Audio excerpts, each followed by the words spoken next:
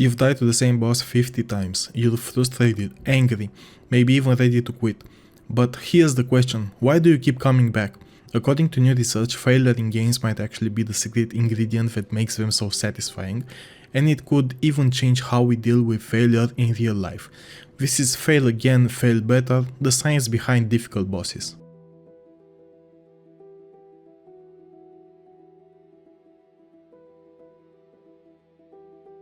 Have you ever noticed how after finally beating a tough boss, your body feels different? Not just relief, but something deeper, almost rewarding.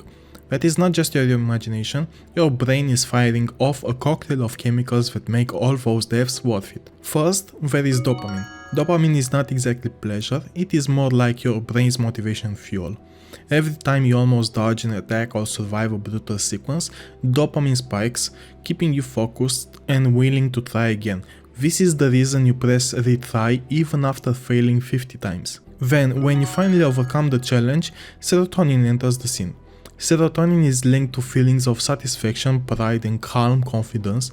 That is the chemical signature of a hard-earned win, the calm lingering sense of achievement after all the frustration. There is also a small boost of adrenaline and endorphins, especially during tense moments, which heightens focus and creates those memorable almost died moments. Put together, this chemical cocktail explains why failing repeatedly can actually make the victory so intense. It is the contrast between stress and relief that your brain enjoys. In other words, your brain is wired to enjoy failure, but only when it leads to eventual success.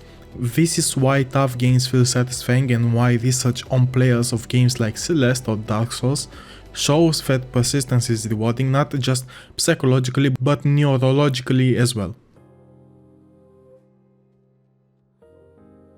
Have you ever wondered why some players keep returning to brutally hard games even after failing dozens of times, while others quit after their first defeat?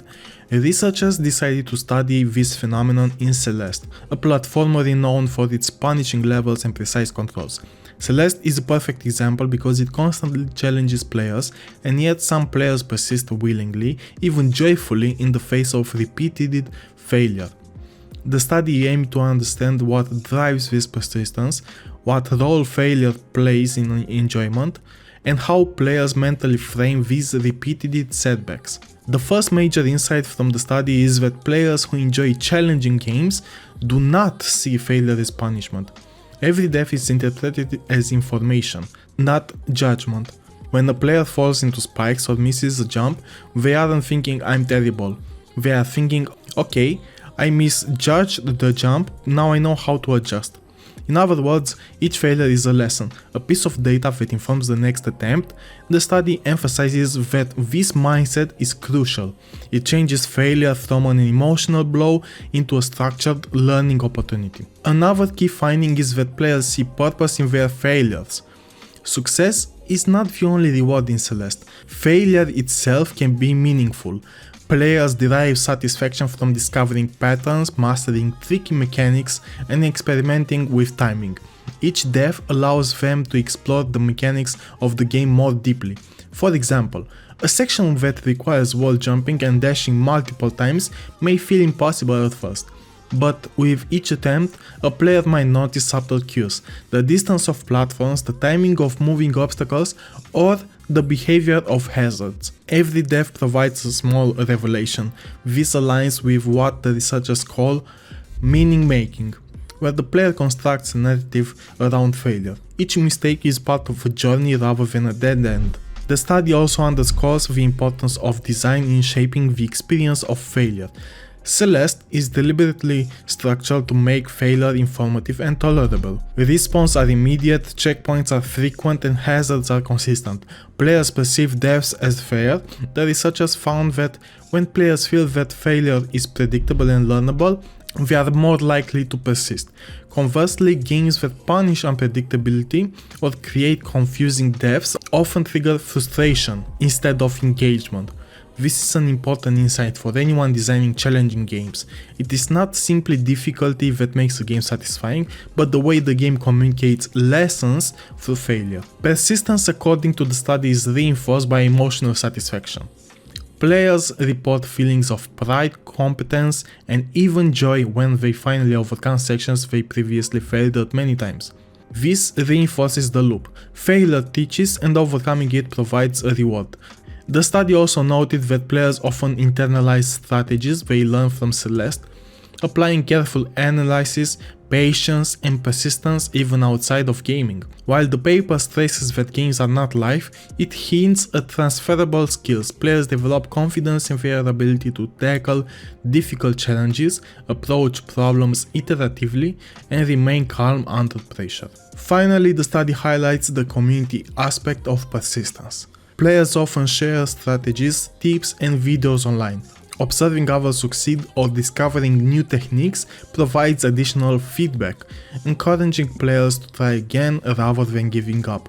In Celeste, speedrunning communities, challenge maps, and online guides create a culture that frames failure as a shared, solvable problem rather than an individual defeat. This social reinforcement adds another layer to why failure is not just tolerated but embraced in these games. In short, the Celeste study paints a clear picture. Players who enjoy difficult games persist not in spite of failure but because of it. Failure becomes a tool, a teacher, and even a source of satisfaction when paired with meaningful design and supportive communities. Every death informs the next move, every failure has a purpose, and every victory feels earned. Understanding this gives us a window into why challenging games like Celeste are so addictive, rewarding, and even educational for the mind. When we talk about dying in games, we usually describe it as failure. But in difficult games, death is doing something very different. It is not just an end point, it is a message. Every time you die, the game is giving you information, whether you realize it or not. In learning science, mistakes are one of the fastest ways to improve, as long as feedback is clear. The brain learns best when it can connect an action to a result. Difficult games take advantage of this. When you mistime a dodge or stand in the wrong place, the consequence is immediate and obvious. You do not have to guess what failed, the game tells you instantly. This is why death in well-designed games feels instructive instead of humiliating. You are not told you are bad, you are shown what does not work. Over time your brain starts running small experiments. What if I dodge later? What if I stay closer? What if I stop being greedy? Each death narrows the problem space, removing bad options until only the correct solution remains. The process is known as error-based learning, and it is one of the most powerful ways humans acquire skills. Studies in motor learning show that the brain updates movement patterns more effectively after mistakes than after success. Success confirms what you already know. Failure forces adaptation. Games compress this process into minutes instead of weeks. Boss fights are especially good at this because they isolate mistakes. A boss usually tests a small number of skills at once: positioning, timing, pattern recognition. When you die, you can usually trace it back to one of those elements. This clarity is important. If the reason for death is unclear, learning breaks down. But when the cause is obvious, improvement feels inevitable. Over time, something interesting happens. You stop reacting emotionally to death. Instead of frustration, you feel curiosity. You start thinking like a designer or a problem solver. What is the boss trying to teach me? Which rule did I break? This shift is crucial. It turns death from an emotional failure into a cognitive tool. This is also where muscle memory begins to form. Each failure refines your movements, inputs become cleaner, reactions become automatic, what once required conscious effort becomes instinct. The game has trained your brain and body through repetition, guided almost entirely by mistakes. Importantly, this only works because the cost of failure is low. You lose a few seconds, not progress, not identity, not status. The game invites experimentation because the punishment is minimal. This is very different from real life, where failure often comes with shame or lasting consequences. Games create a safe environment where learning through mistakes is encouraged rather than avoided. As you improve, deaths become less frequent but more meaningful. When you finally fail again, it stands out. You notice it, you analyze it. At this point, death is no longer noise, it is a signal. The game and the player are in a dialogue, and every mistake is part of that conversation. This is why players often say things like, "I deserve that death." It sounds strange, but it is actually a sign that learning is working. When failure makes sense, it stops feeling unfair, and when failure stops feeling unfair, players keep going. In difficult games, death is not the opposite of progress. It is the mechanism that creates it. Every mistake sharpens understanding, every failure reduces uncertainty, and eventually the boss does not feel impossible anymore, it feels solved. After dozens of deaths, something finally changes. Your hands move without thinking, you dodge at the right moment, you stay calm under pressure, and then suddenly the boss is gone. No explosion of emotion, no screaming, just a deep breath and a quiet sense of relief. This moment is the payoff, and it feels powerful, precisely because of everything that came before it. This feeling is not just happiness, it is earned satisfaction. Psychologically, overcoming a difficult challenge activates systems in the brain associated with confidence, self-efficacy, and emotional regulation. After prolonged struggle, the brain releases serotonin, which is linked to feelings of pride, calmness, and internal reward. Unlike dopamine, which pushes you forward, serotonin tells you that you have arrived. What makes this victory special is not the win itself, but the contrast. Your brain remembers the frustration, the confusion, the repeated failure. That contrast amplifies the reward. Research shows that rewards feel stronger when they follow effort and uncertainty. This is why beating a hard boss after many attempts feels more meaningful than an easy win. The struggle gives the victory weight. The Celeste study reflects this exact pattern. Players described intense feelings of pride and competence after overcoming difficult sections. This emotion reinforced their willingness to persist, creating a positive feedback loop. Failure taught them, persistence sustained them, victory validated the entire process. This is not accidental, it is how the experience is designed to feel. Interestingly, this payoff is not about dominance or superiority.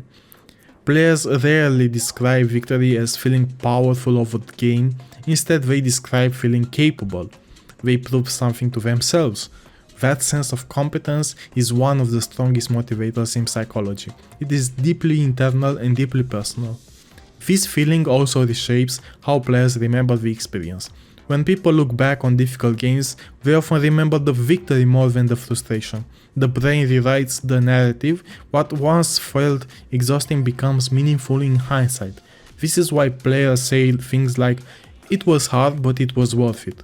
Sweet victory also changes the player's relationship with failure. After winning, future deaths feel less threatening. You have proof that persistence works. This builds confidence, not just in the game, but in your ability to learn. Psychologists call this self-efficacy, the belief that your actions can lead to success. Games teach this lesson quietly, without lectures or instructions. This is why the payoff of persistence lasts longer than the win itself. The boss dies, the credits roll, but the lesson stays. You are more patient, more observant, less afraid of failing again. The game has trained not just your reflexes but your mindset. In difficult games, victory is not about perfection, it is about survival, adaptation and trust in the process. You fail, you learn, you persist. And when the win finally comes, it feels deserved because it is. Sweet victory is not a reward for never failing, it is a reward for refusing to stop. Games are not real life. When you fail in a game, nothing is truly at stake. No money, no reputation, no long-term consequences. Players know this, and the Celeste study makes it clear that most people are very aware of the difference. But that does not mean games are meaningless. It means they give us something rare, a space where failure is safe. One of the biggest lessons games teach is that failure does not have to be personal. In difficult games, death is expected. It does not say anything about your worth or intelligence. It only says that something did not work yet. Over time, this changes how players react emotionally. Instead of panic or shame, they learn to analyze. This mindset is powerful because in real life failure often feels like a judgment instead of feedback. Games also teach the value of iteration. You rarely succeed on the first attempt. You try, fail, adjust and try again. This loop is clear and visible in games, but hidden in real life. In work, art, relationships and learning, improvement usually happens the same way, but without obvious checkpoints. Games make iteration visible, which helps players trust the process instead of expecting instant success. Another lesson is emotional regulation under pressure. Difficult games constantly put players in stressful situations. Boss fights demand focus, patience and calm decision making. Players who succeed learn to slow down, breathe and avoid panic. Over time they build tolerance for frustration. This does not improve stress from real life, but it changes how people respond to it. They become less reactive and more deliberate. The Celeste study also points out something important. Players who persist do not push endlessly, they take breaks, they step away, they reflect. Persistence is not stubbornness, it is knowing when to rest and when to return with a clearer mind. This is a lesson many people struggle with outside games, where quitting is less often confused with failure. Games also reinforce self-efficacy, the belief that effort leads to improvement. When players overcome a hard challenge, they gain proof that learning works. This belief carries weight, even when real-life challenges are messier and slower, the confidence remains. You have failed before, you have learned before, you can do it again. However, it is important to be honest. Games simplify failure. Real life does not always give clear feedback. Sometimes effort does not pay off immediately. Sometimes it does not pay off at all. Games do not solve this problem. What they offer instead is a model. A vision of what failure could feel like if it were framed better. In that sense, games do not teach us that life is easy. They teach us that struggle does not have to be humiliating, that learning can come from mistakes, that progress is often invisible until it suddenly is not. When you press retry after the 50th death, you are not being stubborn, you are practicing persistence in a space that respects your effort. And when you finally win, the lesson sticks. Not because the game told you what to learn, but because you lived it. Maybe that is why we keep coming back, not because we enjoy failing, but because games remind us that failure can make sense. For more deep dives into the gaming industry, subscribe to this channel and let me know in the comments the games that made you fail again, then fail better. Feel free to also let me know what you learned from them. Peace and love and see you next time.